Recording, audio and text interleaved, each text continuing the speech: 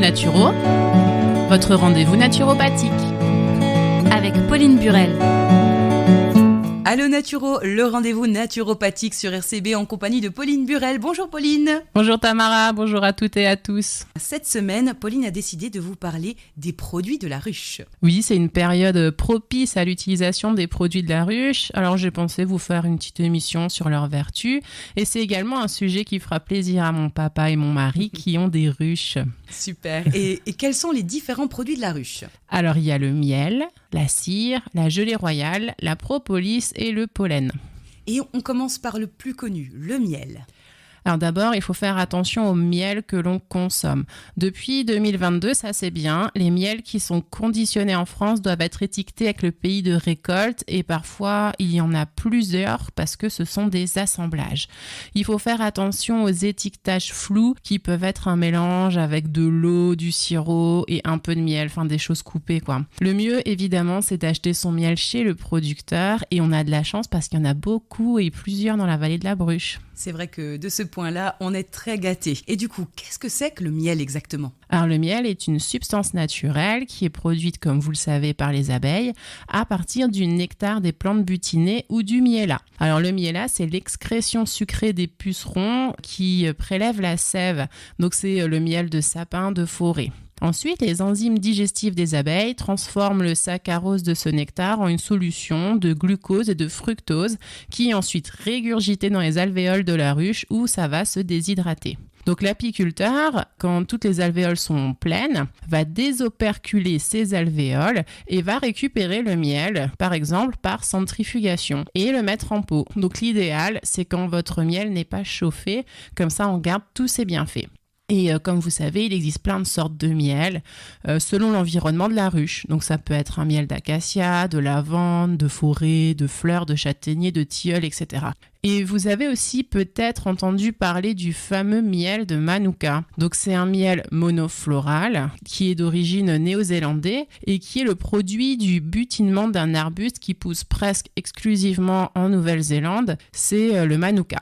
Donc partout on vend ses propriétés, notamment antibactériennes, et il coûte très cher, 2 à 4 fois plus cher qu'un miel local. En fait, d'après des données récentes, ce miel n'aurait pas de vertu supérieure aux miels locaux qui coûtent beaucoup moins cher. Donc il vaut mieux privilégier le local. En fait, c'est vraiment un énorme travail de marketing fait par la Nouvelle-Zélande et ils ont fait beaucoup d'études. En fait, ils ont mis beaucoup d'argent pour faire des études sur ce miel pour démontrer son efficacité. Mais les études qui ont été faites sur les miels locaux, et il y a eu quelques études de comparaison qui ont montré qu'en fait, c'était le même niveau.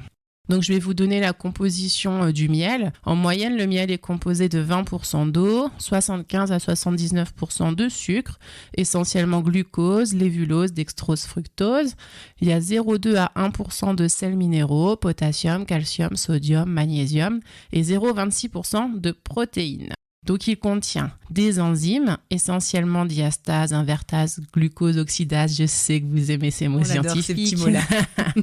Des vitamines, groupe B, vitamine C, des oligoéléments, des acides organiques dont l'acide formique et des substances antibiotiques, donc ça on connaît, de l'eau oxygénée et des inhibines et des flavonoïdes à raison de 60 à 460 microgrammes par 100 grammes.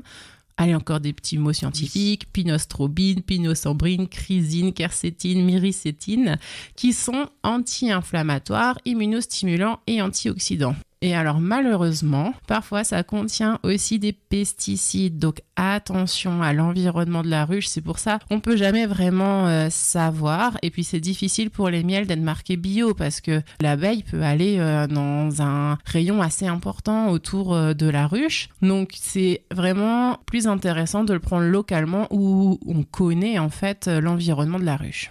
Et est-ce que c'est mieux de privilégier le miel de campagne du coup que le miel de la ville ? Oui, ouais, bien sûr. C'est terrible à dire, voilà, mais... c'est ça. Et du coup, Pauline, que peut faire ce miel pour nous ? Alors, on l'utilise pour soigner des brûlures et blessures cutanées parce que c'est antibiotique, donc ça empêche l'infection, c'est anti-inflammatoire et cicatrisant. On utilise plutôt du miel de thym, châtaignier ou d'acacia. Après, vraiment, c'est pas très important. Prenez le miel de bonne qualité que vous avez plutôt. Mais il existe des miels qui sont médicaux et qui répondent à des normes pharmaceutiques, notamment au niveau de leur pureté et d'absence de pathogènes et qui peuvent être utilisés pour cicatriser les plaies et brûlures en hôpitaux. Le miel a des vertus aussi nourrissantes et adoucissantes, donc c'est utilisé pour avoir des beaux cheveux, une belle peau. Et par voie orale, donc quand on le mange, le miel pourrait réduire les problèmes d'acidité de l'estomac, et c'est aussi un prébiotique, c'est-à-dire qu'il nourrit et améliore la flore intestinale en favorisant sa croissance. Donc ça fait du bien à notre système digestif. Et bien sûr, comme on le sait, contre les infections hivernales, je vous en avais parlé pendant l'émission sur le rhume. Donc une bonne cuillère de miel, et je vous rappelle, comme je vous l'avais dit, qu'on ne met pas la cuillère de miel dans la tisane chaude, sinon on perd les propriétés du miel. Donc vous pouvez prendre directement la cuillère en bouche. Et on peut également en donner pour calmer la toux aux enfants à partir d'1 an et aux adultes. C'est également mieux de consommer du miel plutôt que du sucre parce qu'il a un indice glycémique plus faible, donc il augmente moins le sucre dans le sang. Et c'est aussi excellent pour les sportifs qui font de l'endurance. Une petite étude sur seulement une dizaine de patients montre que le miel et la gelée royale protégeraient également le foie et les reins lors de chimiothérapie. Il faudrait prendre 4 cuillères à café par jour de miel ou 2 capsules de gelée royale pendant les 3 jours qui précèdent la séance de chimio. Donc si on a du miel à la maison et que malheureusement on est en chimiothérapie, on peut le tester parce que ça ne va pas faire de mal. Et parlons de cette gelée royale. Alors la gelée royale, c'est une substance laiteuse qui est sécrétée par les glandes des abeilles nourricières. Elle est utilisée pour nourrir les larves d'abeilles au début de leur développement. Et c'est un aliment précieux dans la ruche puisque la reine s'en nourrit exclusivement tout au long de sa vie. C'est ce qui expliquerait en partie que la reine vive beaucoup plus longtemps que ses congénères.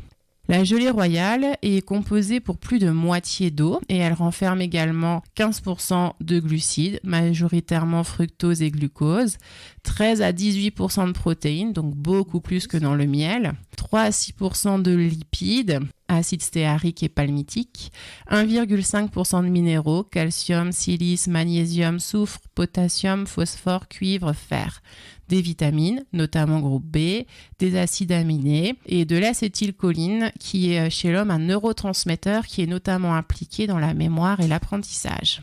Et qu'est-ce qu'elle peut faire pour nous exactement, cette gelée royale ?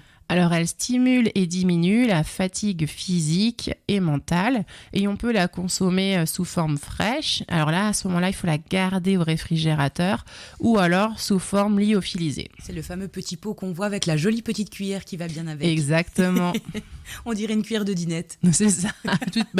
Oui, il en faut. C'est tellement concentré qu'il en faut pas beaucoup et puis surtout, c'est très cher, hein. Oui, c'est assez cher, surtout si on la veut d'exceptionnelle qualité, si j'ose dire. Exactement. Et je crois que la propolis booste elle aussi le système immunitaire, non ? Oui, tout à fait. Alors, qu'est-ce que la propolis ? Les bourgeons de certains arbres sont enduits d'une résine aux propriétés antiseptiques appelée propolis.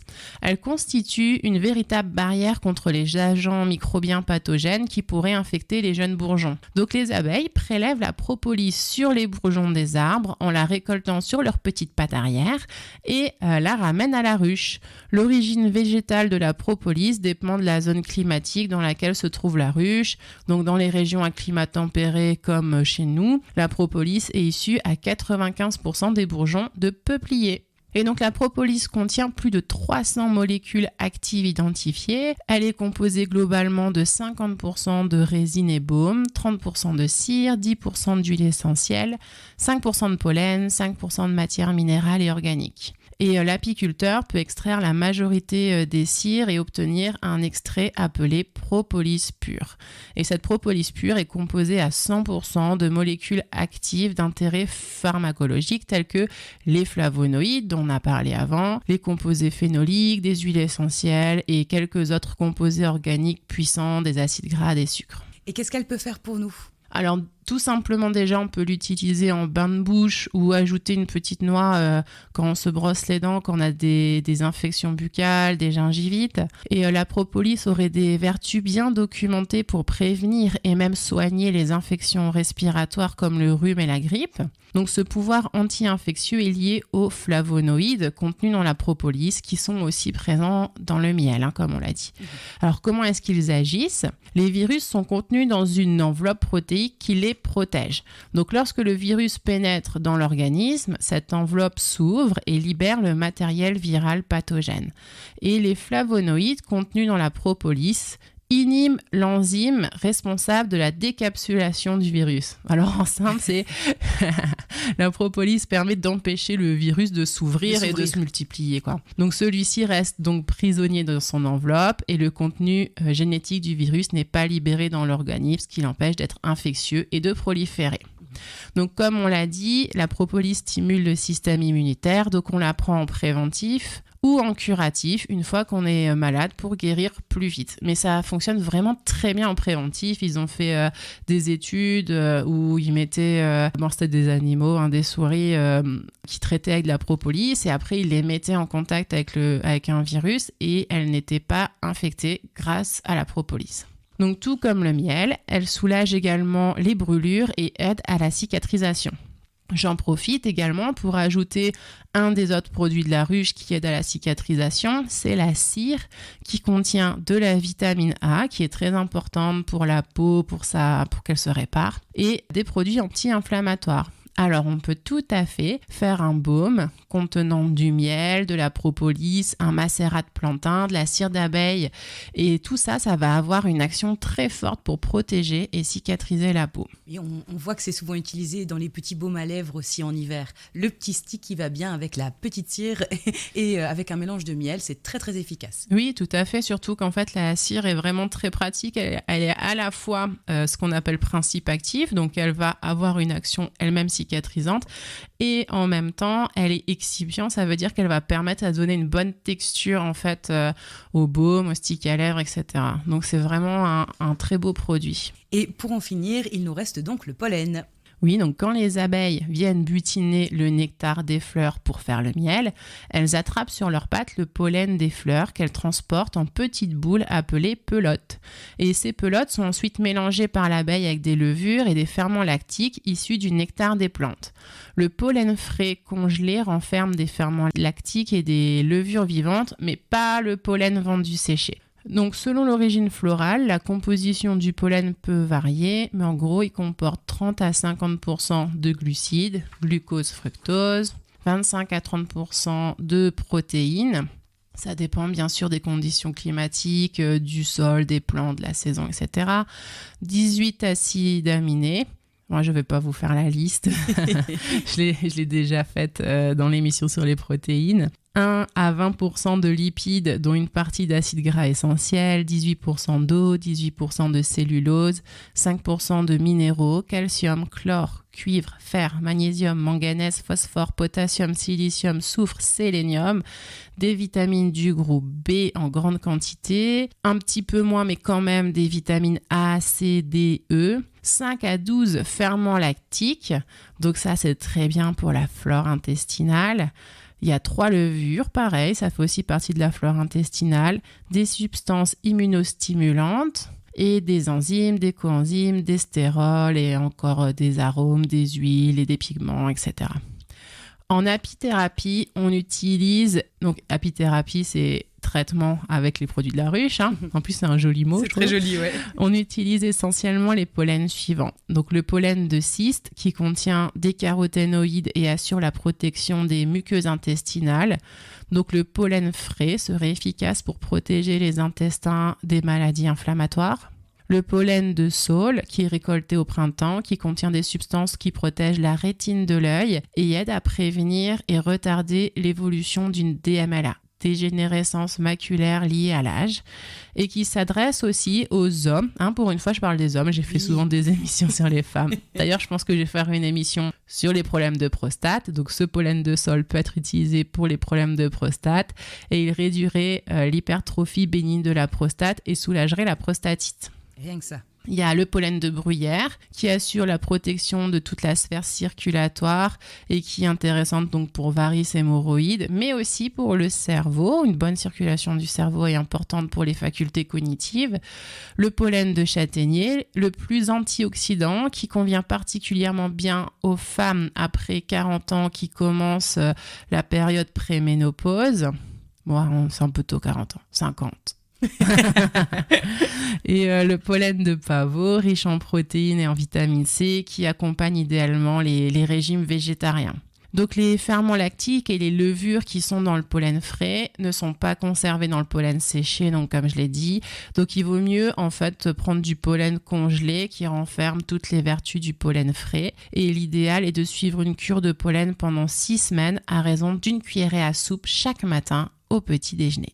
Eh bien, merci pour toutes ces informations, Pauline. Quoi qu'il arrive, on sait qu'en consommant les produits de la ruche, que ce soit la cire, le miel, la gelée royale, le pollen ou la propolis, on est garanti de s'assurer une bonne immunité, une bonne anti-inflammation, si j'ose dire. Si on a des petits bobos, des petites douleurs inflammatoires, en gros, ça a de très grosses propriétés antiseptiques, un lot de vitamines, d'enzymes, de tout ce dont on a besoin en mangeant une bonne petite tartine au petit déjeuner. Exactement. Tout simplement. Alors, merci encore Pauline. Si vous avez des questions d'ailleurs, n'hésitez pas à nous contacter. maquestion@radio-rcb.fr ou tout simplement au standard de la radio 03 88 97 89 39. En attendant, prenez bien soin de vous, faites une petite cure de miel et on se retrouve la semaine prochaine pour un nouveau Allo Naturo. Au revoir, bonne journée. Salut Pauline. Allo Naturo avec Pauline Burel, c'est tous les mardis à 13h sur RCB et sur www.radio-rcb.fr.